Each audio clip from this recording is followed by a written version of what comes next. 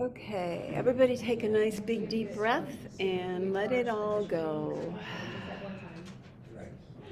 I am here only to be truly helpful. I am here to represent him who sent me. I do not have to worry about what to say or what to do because he who sent me will direct me. I am content to be whatever he wishes, knowing Knowing he goes there with me. those that are with As me, I I will be healed. teach me to. Let him teach me. Amen. Okay. So let me just do one thing here. Um, all right. So this morning I went to a memorial service for a lady who was involved in the course when I very first started, which was, I don't know, close to 40, 45 years ago. I don't know, even I've lost time. And her name was Betty, and she was a very dear, lovely lady. And I'm going to pass this around if anybody wants. I know there's some of you who will know who she is. And she passed away recently, and so did her brother. So the service was actually for both of them. Bert, would you kindly? Those were the people from this community, right? Yes, Bert, would you kindly pass that around? Yeah, they were in Herb's class whenever Herb was doing the class, and then John, after a number of years, John passed away. Betty came to this class for a while, and then she went to other classes and whatnot. But a very, very dear, sweet lady. But the very, what's that? I didn't know her that well. Oh, okay. Well, I did. No, I really didn't know her real well, but we used to go to the foundation. She and her husband would come. They would also have picnics at their house, and then we'd have workshops, I guess you call them. And so she was always very accommodating and loving and whatnot. So one of the very first times they had a workshop at their house, she and her husband did this bantering back and forth kind of class where one of them was the Holy Spirit and the other one was the ego. And the ego would talk and then the other one would speak as though it were the Holy Spirit. And I can remember so clearly, and I couldn't find the specific quote, but one of the comments was, basically, you cannot hold the hand of the ego and the Holy Spirit at the same time. That it requires you to drop the ego, drop the story in order to connect with the Holy Spirit, which I know I share frequently during the class. But that was like, wow. And when you're doing that, you're experiencing guilt. So anytime you experience guilt about anything, anytime, anywhere, and any experience whatsoever, know that you're holding the hand of guilt instead of the hand of the Holy Spirit. And that factored with, I know some people are into astrology and I'm not, I dabble a little bit here and there, but it's supposed to be Mercury retrograde, where means that everything doesn't work right. The computer doesn't work. We know last week I was having a really hard time getting that going. And, just things don't flow very well. And as I said, I'm not real into that, but this particular Mercury retrograde, it felt like all of that was going on and more, very intense, very nutsy, cuckoo, and whatever. And I had an experience with somebody a couple days ago that was very rude, unkind, just totally obnoxious and, as they would say, a jerk, okay? And this was just, and on top of all the other things that build up to that, I could feel my internal self just churning. I want to kill, get them, yeah, they deserve it. They're really calling for love. Oh, I know they were, and we'll get to that, Bob. But the point being is, in the midst of that, I started to hear the whispers of Ken's words, the Course's words that said, and I will see if I can find the exact quote that I'm looking for. Do not project the responsibility for your belief in it and in unto anyone else, or you will preserve the belief yourself. That was the words I was hearing in my mind. Say it again. Okay, I will more than happily do that. Do not project the responsibility for your belief in it onto anyone else, or you will preserve the belief. So, who is responsible for my lack of peace? Though, damn, it felt like it was that individual. The facts are, it wasn't that individual. It was my belief in separation that I continue to hold, that I continue to align with, that is my responsibility. And yes, that person was doing all those things. And yes, if, people around me might have agreed 100% that that was not nice, and on and on and on and on. But the bottom line is, it's my responsibility of how I respond to that individual. So, Mary Ann, yes, take that other person's point of view. Okay. From their point of view, forget about yours. Okay. From their point of view, how do they see that whole thing? they probably felt extremely justified to be exactly who they were. Okay? Whether it was loving or unloving, it was where they are in consciousness and how they have to respond across the board. But from the perspective of the Course, we're always being asked not to be concerned about what that other person is all about, but to be concerned about what is my response to what is happening in the world. And if my peace is disrupted, I've got work to do. Okay? So, though, again, I felt very justified to attack. I was churning inside, and I wasn't saying anything or doing, and outside nobody would know I was upset and all that good stuff. But the indication from me is I was not at peace. And again, as I heard these whisperings of, am I putting my lack of peace on your shoulders instead of owning it myself? So I then began to do some work around, okay, what do I want? Do I want the peace of God despite the fact of anything that's going on the outside? And I know I very frequently bring it back to the understanding of Jesus in the Course, where the people that were crucifying him felt very justified to crucify him. They called him names, they spit on him, they ripped his clothes off, they put him on the cross, and they put the nails in. And in the midst of that experience, Jesus held firm in his responsibility of choosing to stay in alignment with what truth is. And he also explains that every one of us, every day of our lives, are being faced with some form of crucifixion, and that crucifixion feels very justified. But if we choose to align with the truth in our mind, we have an opportunity to shift that whole story around and bring ourselves back to the atonement and connecting with that love within. Then I had heard something that Ken Wapnick had said this week, and that is the greatest love we can give somebody is to accept them as they are and do not try to change them. Absolutely. And a test to be performed because we all know, I think I'm right and they're wrong, and I'm justified to make sure that they get in alignment with what I'm thinking or saying or doing. And, I'm going to push this to the edge. Even if we see somebody doing some pretty horrific experience in the world, that individual, let's say they're robbing a bank, that individual at that moment believes that's the best thing they can do.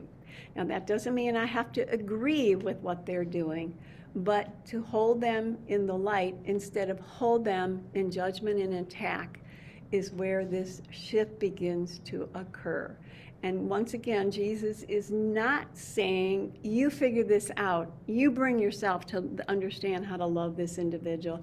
It's asking us to drop our story in relationship to whatever is going on and ask him to replace that with an answer beyond the world. And so I do have just a couple quotes I'd like to go over. that basically help this to come to light and bring it to an understanding in a deeper level. You cannot perpetuate an illusion about another without perpetuating it about yourself. There is no way out of this because it is impossible to fragment the mind. To fragment is to break into pieces, and mind cannot attack or be attacked. The belief that it can, an error the ego always makes, underlies its whole use of projection. It does not understand what mind is, and therefore does not understand what you are. Yet its existence is dependent on your mind, and because the ego is your belief. The ego is a confusion in identification. Never having had a consistent model, it never developed consistently. It is the product of a misapplication of the laws of God by distorted minds that are misusing their power. And by the way, this is on text 130, 121 in the old book, if you'd like to read along, and this is paragraph 4. So this first line is so powerful. You cannot perpetuate an illusion about another without perpetuating it yourself. So if I'm projecting hate, which we already projected, and then I agree with that hate, I am perpetuating it about that individual, and I am in the jailhouse right next to them, perpetuating it about myself. Powerful, powerful concept that we need to really grasp and understand, or we're going to continue to point the finger and make it about them and not take the responsibility of who has set this up by the choice for the ego, projected it into the world so I could play the part of an innocent victim and make something, someone, or some situation the problem so that I can play the part of an innocent victim, stay aligned with the ego, and separated from the love of God. So it says there is a way out of this because it is impossible to fragment the mind. And if you think about, I kind of drew a picture, I wish it was a little bit bigger, but right now that's what we got. If you think about this being you and your brother, okay, as you can see, they're separate, right? Nowhere do they join. But you also see this dot up here that we're going to represent as the Holy Spirit, okay? So as long as we're separated, there's never a way that we could ever possibly join. But if one of you, and we talked a little bit about this last week, if one of you chooses to connect with the Holy Spirit, you're no longer coming from the separated state, you're coming from the joined state. Okay, so at that point, you could kind of cover this up and know that who I am is the connection with love instead of from the storyline of separation and the ego. And I assure you, down here, you're never going to join. You're never going to be able to connect on that level of true love and connection. Because the only way you can do that is to connect up here. And that would be equal to the dot up here versus the dot down here when I identify with my body. Because all we see here is separation. That is, this is all our eyes can see. And it was set up that way, and that's important to recognize as well. And the only freedom we have is our perception. Your only freedom is our perception and the choice we have in our mind. And each one of us individually has that capability.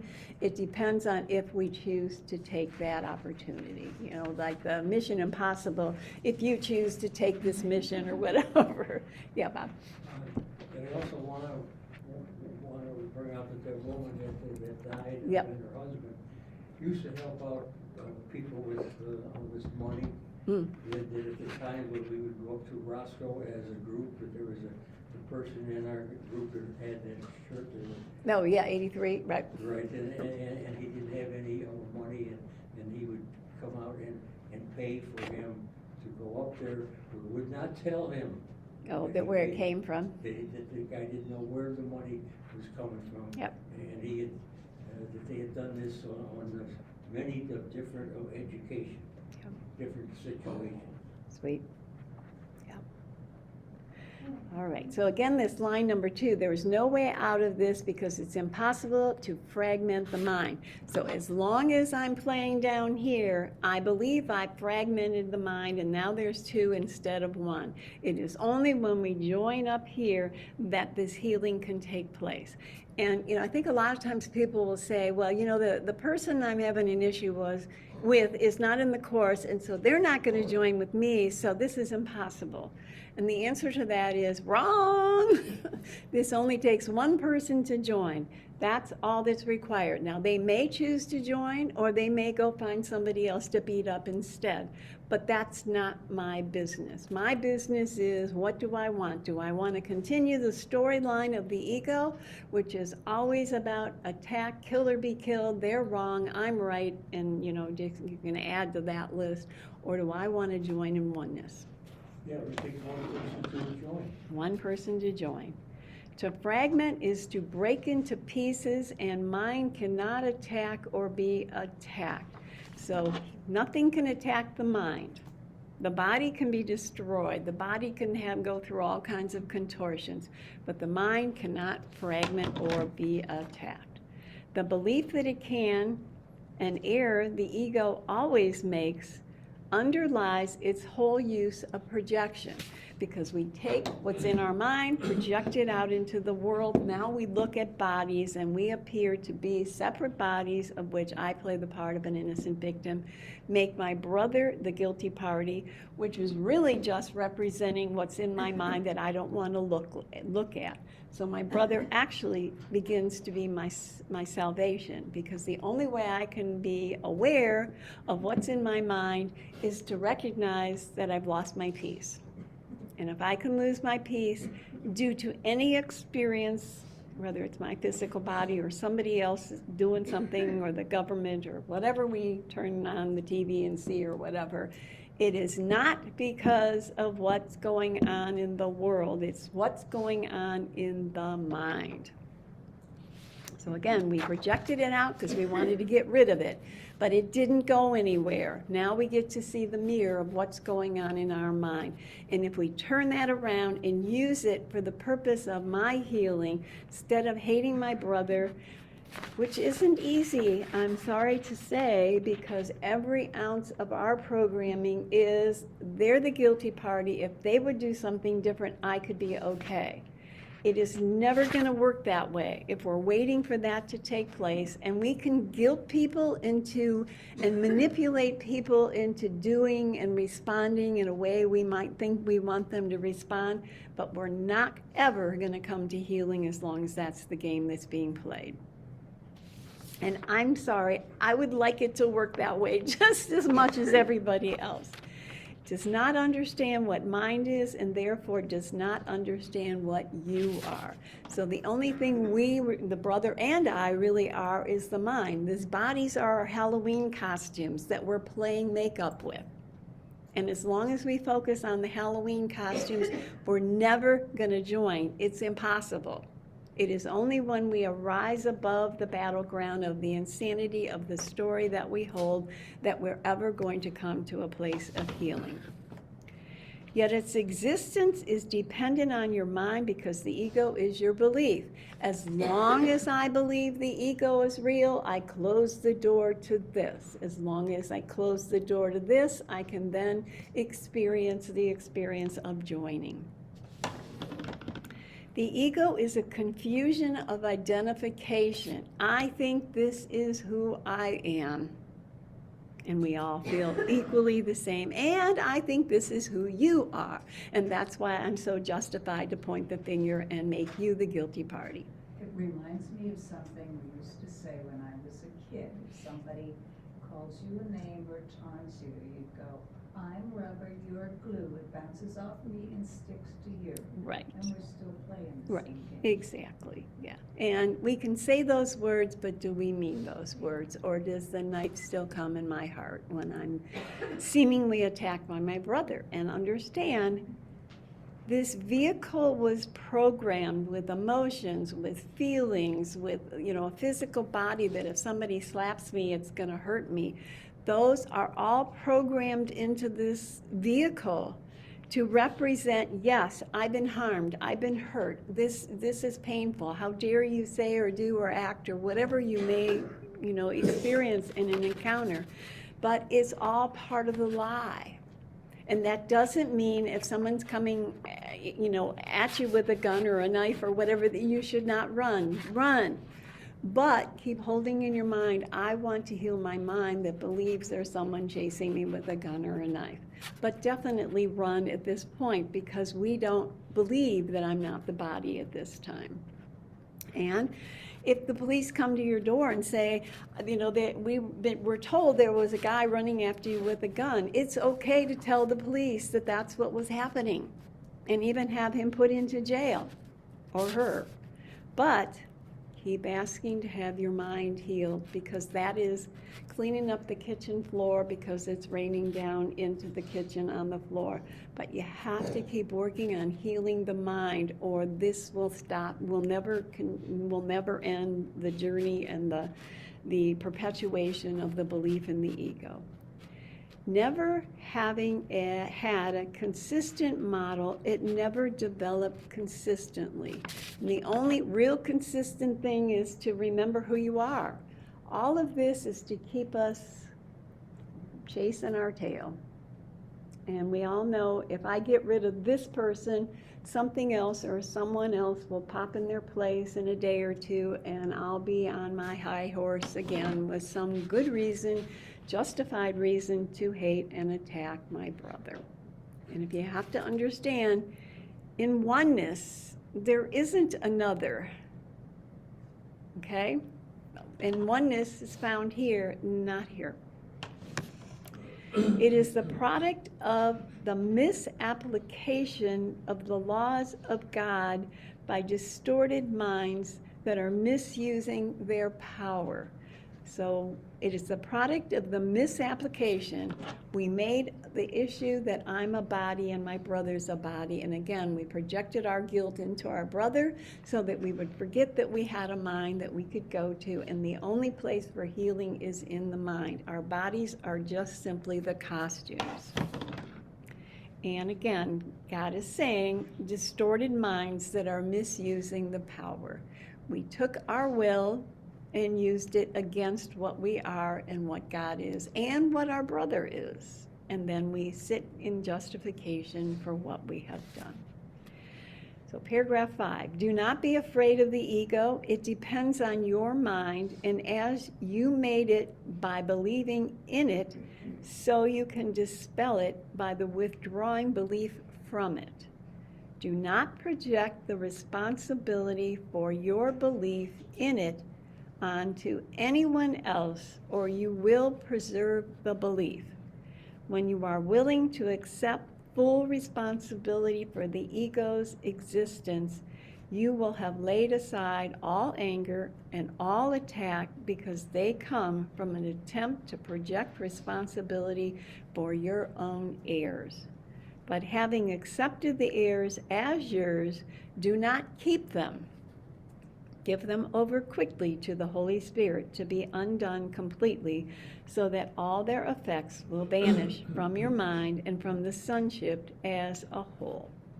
So Jesus is inviting us, do not be afraid of the ego. And once again, easy for him to say, because while we're sitting here, it seems like there's a great deal of fear in looking at the ego. And there's that one lovely line that says that when we chose to separate, we then made a pact with the ego that we would never, ever, ever, ever, ever, ever, ever look. And the Course comes along and says, hey guys, let's look at this. And every ounce of who we are says, oh, no way am I going to look at what's happening here. And yet, when we begin to look, sit with it, pay attention to what's going on, kind of start to reinvest in the words the Course is sharing with us, then we start to see shifts in our connections with our brothers. It depends on your mind, and as you made it by believing in it, so you can dispel it by withdrawing belief from it. And you know, again, with this chart here, this is what the results of the belief in it is. And I have invested in this. I have chosen it. I've reinforced it. And the only undoing is to drop the body consciousness, I guess you could say. I don't know if that's a good word. But drop the investment in the story and ask to be joined in oneness. That's the recourse this course offers, and nothing else, as Jesus says numerous times throughout the course, will work. Like, I'm going to read that line again. It depends on your mind, because again, it was the mind that chose for separation that got us into this, and it's the mind that chose for separation that now has the opportunity to choose for oneness. And God, you know, people will say, well, why doesn't God come and fix the world, stop war and killing and all this stuff? And the answer is we have free will, and we chose to use that free will to separate. And the recourse is we now still have that free will, and we can choose to reconnect when we're ready. All right, so do not project responsibility for your belief in it onto anyone else, or you will preserve the belief. And we have consistently preserved that belief of that separation and held it firm. And there's a number of places where the Course talks about it as a citadel. We've not only built it, we're protecting it with every ounce of who we are. And as we continue to do that, what we're really saying is, yes, I'll take the belief of the ego. Yes, yes, yes, yes, yes, yes, yes. Until we finally come to that realization of, I can't do this any longer. I need help. And the Holy Spirit is there to help us if and when we're ready to ask. And within that asking, again, I have to release the story I'm holding. I can't have this and this at the same time. So I've got, even for one instant, he's not asking you to throw in the whole baby in the bathwater, whatever. One instant where I choose this instead of this. All righty, I already read that. When you are willing to accept sole responsibility for the ego's existence, you will have laid aside all anger and all attack, because they come from an attempt to project responsibility for your errors. So in that moment that I began the class with, where I was, totally, all my energy was on attack and anger and, my justification towards that individual, the moment I chose differently, then a new possibility was open. Until then, all I was doing was literally projecting and inviting the ego to continue to play out over and over and over and over in my world. But that requires me to, I don't know, show me. And, as long as I'm hell-bent on I do know and they're wrong and they're justified, I'm justified to attack them, the formula can't work here. It's like having a stick shift and trying to be in two gears at the same time. It can't happen. It's not personal. It just doesn't work. When you are willing to accept sole responsibility for the ego's existence. So what? I chose this. I wanted this. This is a result of my choice. Do I want to continue to hold firm to that choice? Or am I willing to do something different to undo that choice? For the ego's existence, you will have laid aside all anger, all attack, because they come from an attempt to project responsibility for your own errors. So again, all the anger, all the attack will fall away when I want to connect in oneness more than I want to be right, or more than I want to be in the modem of kill or be killed, the more I want to see my brother as different than me. It's my responsibility, my choice. And personally, I don't think there's anything we will ever do in our life that will be more challenging and difficult than coming to those moments where I just want to scream and yell and kick and whatever, and I'm being asked, are you willing to take responsibility for your part in what you see in this experience? By having accepted the errors as yours, do not keep them. And I think this is something that's very powerful as well, because this isn't, okay, I see them guilty because I'm playing the part of an innocent victim and they're guilty, so now I'll feel guilty. See, that's still playing in this arena.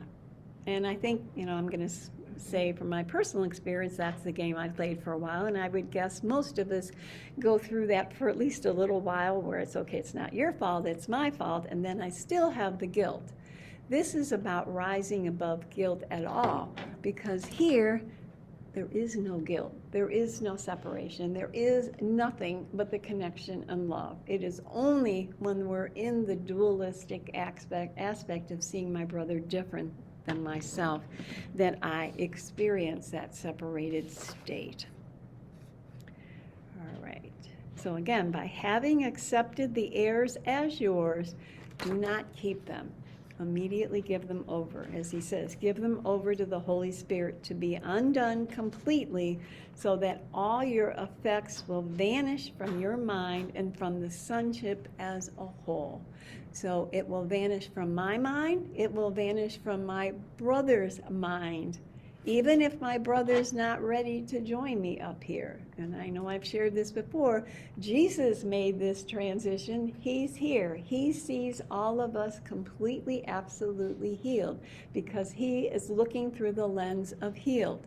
I may not be quite there yet, and each one of us individually have both parts of that mind at our beck and call, but which one am I choosing? But eventually we will all join in that oneness, and no one can be left out. And one of the things Ken, I think, said probably most consistently, not that there weren't a lot of other things he said very consistently, but one of them was, you cannot leave one person, situation behind. In oneness, it's all or nothing. And again, that doesn't mean you're going to be able to figure out how to do this. In fact, we're not being asked to figure out how to do this. We're being asked to drop the investment you have in the belief of what you think you see and experience, and let him take care of it. And that doesn't mean, okay, I'm having an argument with so-and-so, okay, I'm going to ask for help, that in 2 minutes everything just goes away and we're in kumbaya land. I'm sorry, it doesn't work that way. I have to consistently keep choosing until eventually I'm totally aligned here and my investment in the stories completely falls away from my experience. And in fact, sometimes when that happens, when I do rise above and ask for healing, I would come back the next moment and it could be a worse situation than it was when I left. But again, my job is, what do I want? What do I want? What do I want? And some days it's going to be, nope, not today, dude. I want to see, I want the claws to come out and get them. I'm not ready to drop it. But knowing that this is a possibility, even if I'm not ready to drop it, is a huge step in the direction that we're walking towards. And one day, you'll come to that moment, and the answer will be, of course, I want to see beyond what I see in the Halloween costume with this brother. Okay? Can you hold it to the second? Okay, thanks, Andrea, I appreciate it. Give them over quickly to the Holy Spirit to be undone completely, so that all their effects will vanish from your mind and from the sonship as a whole. And I love that, because it's not only your mind, it's your brother's mind, and it's the entire sonship. You're literally asking for the healing of the world by your one request of stepping out of duality into oneness. And again, those around you don't necessarily join in that moment with your decision, but you have done your part. And your part, and I like to think of it as, sometimes when you do that, everything shifts and it looks beautiful. And you go, oh, wow, that was cool. I'm going to do that again. And then the next time you try to manipulate it to get it to do that, which really isn't doing that. And my way of thinking is you keep doing this. Keep doing this no matter what happens. And if you see a reflection in the world that shows you you're on track, enjoy it. That's the frosting on the cake. But don't look for the frosting on the cake. This is the cake. Keep doing it and keep doing it. And eventually it will all catch up. And you will see, no matter where you look, only love or the call for love. And it won't be like, oh, that's right, my brother's calling for love, I better love them. It will be simply, oh, I want to love because that's all I am. Much like a lighthouse. The lighthouse can only radiate love because that's all it has to give. And that's what will begin to transpire as we more consistently keep choosing to connect with that love. All right, and I'm just going to give a couple little short little quotes and whatnot. The ego seeks to resolve its problems not at their source, but where they were made, and thus it seeks to guarantee there will be no solution. And that's the ego's way of doing, let's fix it here.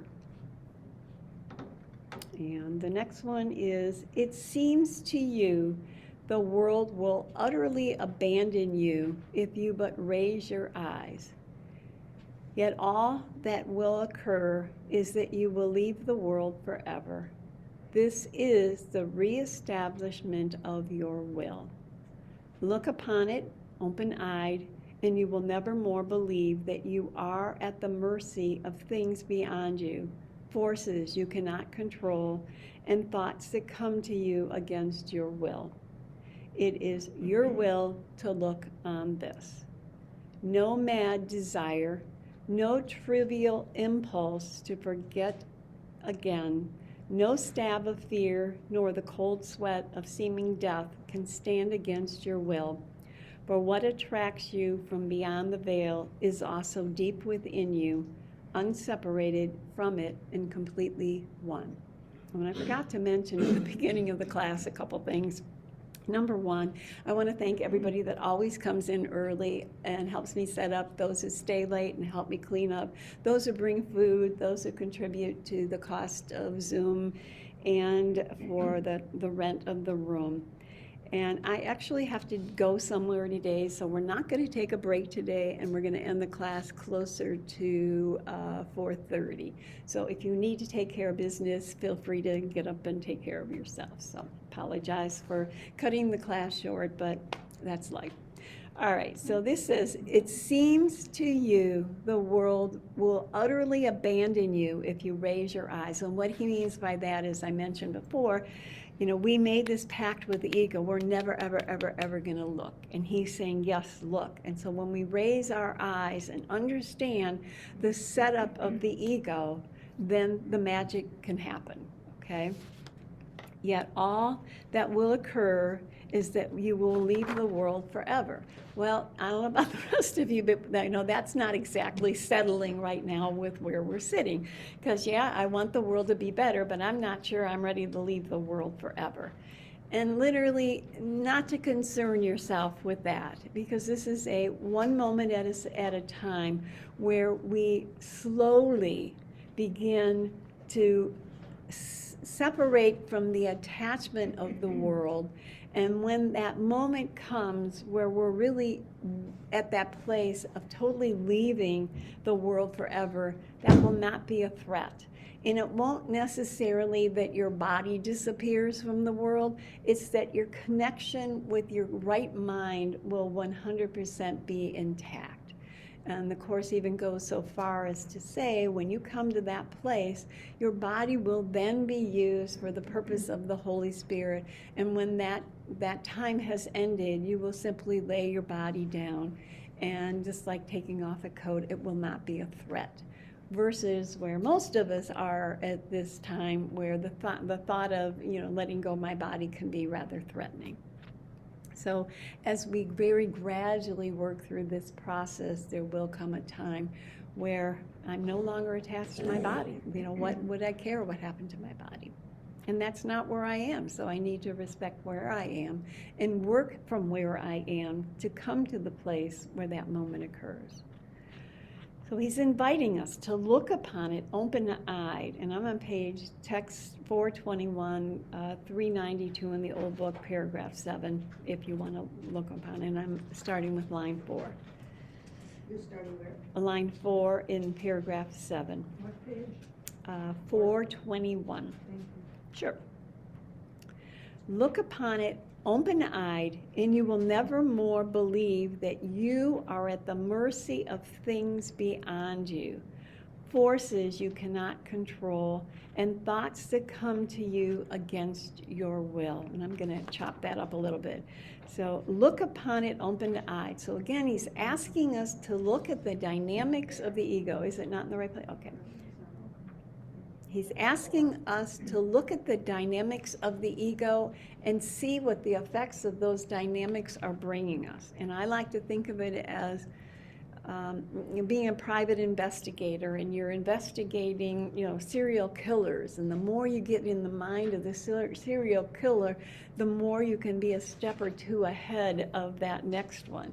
And when we begin to really embrace what the ego's all about and embrace the shenanigans, I guess you could say, of what the ego has in place, the more we can look at what's going on and not be pulled into it. So again, look upon it open-eyed, and you will never more believe that you are at the mercy of things beyond you. Well, don't we, when we first started coming to the Course, didn't we think there was so much that was occurring to us beyond us that had nothing to do with me? I was simply an innocent victim. And as he keeps reminding us, no, you're not an innocent victim. We have to, I guess you could say, face up to that, because that's no fun either. I'm responsible? Are you kidding me? It was better when I could point a finger. But as we become aware, until I own that I am responsible for what I see and the experiences I have, I can't go to that next step where I can then release that. And he goes on to say, thoughts that come to you against your will. Even our thoughts. I mean, you don't get up in the morning and say, let me see who I can attack today. Okay, about 3 o'clock, I know someone's going to come into work and I'm really going to get them. No, it's like popcorn that just keeps popping in our minds. And why does the popcorn in our mind reflect separation? Because it's coming from my mind that believes in separation. So when I begin to look at the thoughts that pop up in my mind that aren't of love, that are of attack and justification to attack, and I step back for a moment, take a deep breath and say, wait, I don't want to play in this arena any longer. Holy Spirit, you keep telling me there's another way. Help me, lead me in that direction. But be very aware, even those moment-to-moment thoughts that come up in your mind are representing what thought system you're aligned with. And if they're thoughts, and I can tell you, most of mine are still coming from the ego, and they're not too pretty. If that's where they're coming from, that's an opportunity to look deeper and question, what do I want? Do I want to release these thoughts? Will I put those out of the way so I can align with the thoughts of love? No mad desire, no trivial impulse to forget again, no stab of fear, nor the cold sweat of seeming death can stand against your will. And Jesus is basically saying, when you choose for the ego, you're going to have trivial impulses. You're going to forget. You're going to have stabs of fears throughout your day, cold sweat of seeming death. All of these are representative holding the hand of the ego instead of the Holy Spirit. And, other than having to turn this all around, taking responsibility and dropping the story, the ego is going to be in charge. It's going to continue churning away exactly what we put into place. It's like the Sears catalog. We keep getting what we ordered, and we will continue to get what we ordered until we say, no, I've had enough. And that doesn't mean the other packages that you ordered aren't going to arrive at your doorstep. But what are you going to do when they arrive? Are you going to come from your ego mind, or are you going to come from your ego, or from the Holy Spirit part of your mind? And this takes practice. Since the Big Bang, we have been churning in, yes, I'm justified. Yes, I'm justified. If they attack me, I'm justified to attack back. And to stop the flow of that investment takes great practice. But much like playing the piano or tennis or learning how to walk or anything we've ever done, how bad do I want it? Am I willing to pick myself back up from the ground after I've fallen and start again? And like chapter 30, where it's called Begin Again, it says start your day from a place of connecting, and when you fall off the wagon, bring it back, bring it back, bring it back. And this is a consistent practice of what do I want?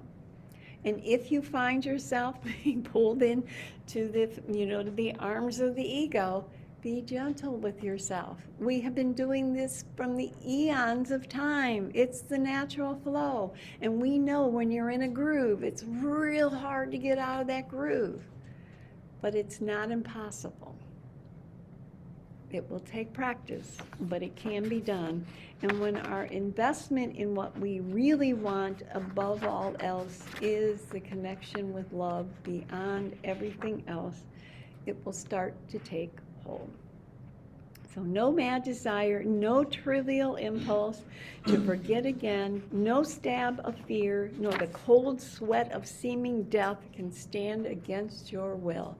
So literally nothing can stand in your way when your will is, I want to know what the truth is, above and beyond anything else. For what attracts you from beyond the veil is also deep within you, unseparated from it and completely one. And Ken used to always say, it's not the words in the Course that are calling you, it's the love behind the words that is calling you. And I know, the Course is a challenging practice. And I know, you guys keep coming every Saturday. There's something here that's calling us, despite the fact that when I go home and I put this into practice, it's not easy. The world speaks so much louder. But we keep coming back because there's something behind this that we want more than anything else. All right, we are going to go to page 341, paragraph 1.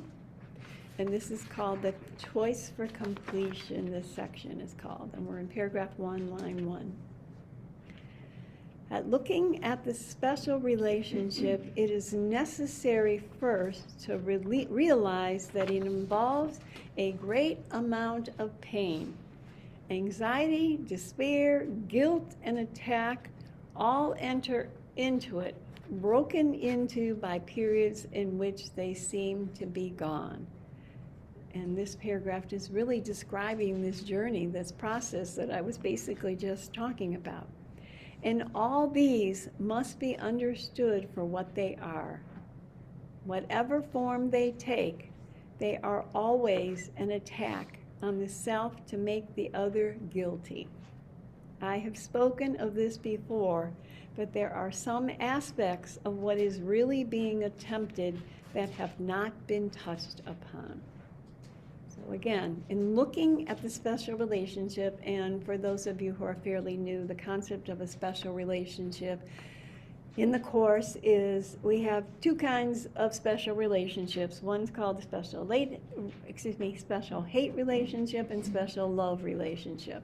Special hate relationship is a relationship, I know I hate you, and that's done. I hate you, stay away, leave me alone, go away. And then there's a special love relationship, and this relationship appears to be connecting with somebody and of a loving nature. But when you take them home after a few days, you realize it's not all that loving either, because issues keep coming up. And again, understand that even in relationship to my own physical body, love, hate, love, hate, love, hate. And so when he talks about looking at the special relationship, he's asking us to look that even your love relationships are not love relationships. They're hate relationships covered up over with a little bit of veneer or white paint that we say this is loving, but if we really look carefully, those people can, excuse the expression, pisses off as much or more than the one I hate, because there's so much of that separated state going on because we are coming from the separated state instead of the joining state. No, I always say that if you do what I say, I love you. If you don't do what I say, I hate you. Perfectly correct, Bob, in the world of the ego. Right. And each little ego is playing that game, and thus the reason why this is what the world looks like most of the time. All right, so it seems to the world will utterly, remember, in looking at the special relationship, it is necessary first to realize that it involves a great amount of pain. It requires a great amount of pain because, number one, if I'm looking at it, I'm no longer just consistently attacking it justifiably. I'm now looking at the setup, and it's painful. I was so used to doing this, and I was having a good time, and it was always you that was my problem. Across the board, we're good, everything is fine. Except for literally every single person on the planet is playing that same game. And as long as we continue to play that game, we'll never undo this. And so to start to turn that around is painful. I'm responsible? Are you kidding me? And I assure you, there will be moments you're sitting there going, no way am I responsible for what that person's saying or doing. And literally, you as a person are not responsible for what you're saying. You're just as much of an innocent victim of the circumstance as the individual is. But if you pull up the veil and look at what's really causing the problem, we're absolutely responsible because we've chosen to align with the ego instead of the Holy Spirit. And it is 100% in opposition to what truth is. And as a result of that choice, we will see a world of separation, of which my brothers play a very good part to help me maintain the storyline of separation. Now, this is the analogy of somebody robbing a bank. It's your reaction of what you're watching. Yes, if you feel justified to attack them in any way in regard to that, yes. If you were aligned with truth, you would see man robbing bank. Okay, just like if you were in a play and you were an actor, and in the play you robbed a bank, or let's see, somebody else robbed a bank, you would know as the character in the dream that that they robbed a bank. And you would know that, my fellow actor did not rob a bank. This is a play we're playing out. But as long as I'm still coming from a place of that's wrong, they shouldn't have done that, and on and on and on. And in the most mundane thing or the most, horrific thing. And again, we got some work to do, kids. All right.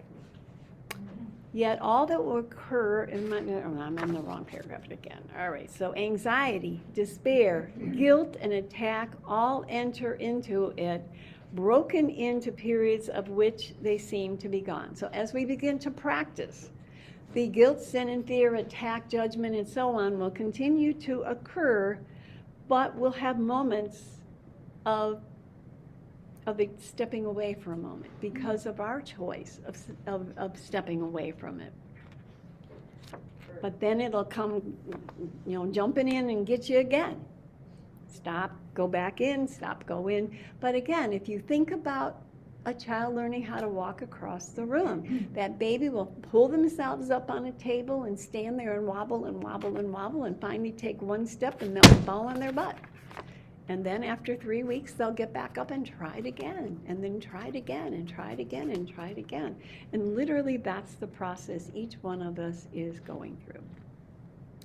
All these must be stood for what they are. And what are they? This is practice. This is, do you really want the Holy Spirit or the connection with love more than you want anything else? now, now, now, now, now, now. And watch how, because we're so addicted to the ego, you will, be in class and go, that's right, that's what I want more than anything else. And you'll walk outside and somebody will say or do something, and poof, you're right back there with the claws. So when that happens, don't feel guilty, and I haven't forgotten you, Andrea. Don't feel guilty. Simply go, oh, all right, I guess I'm afraid of the love of God, and I wasn't ready yet. And the next time it occurs, maybe this time is the time I can hold back and ask for healing instead. Whatever form they take, they are always an attack on the self to make the other guilty. I want you to be guilty so I don't have to look at my guilt. Not a nice, loving thing, people. Sorry. Sounds good on paper, but not so good. Whatever, all right, I have spoken of this before, but there are some aspects of what is really being attempted that have not been touched upon. So Jesus is just getting a little deeper on this. Okay, so I have a couple more quotes, and then we'll open up the room for any comments and so on. All right, so this is Workbook 57, paragraph 3. And I've just got one little line or two. Workbook 57, paragraph 3. Lesson 57? Correct, workbook lesson, thank you.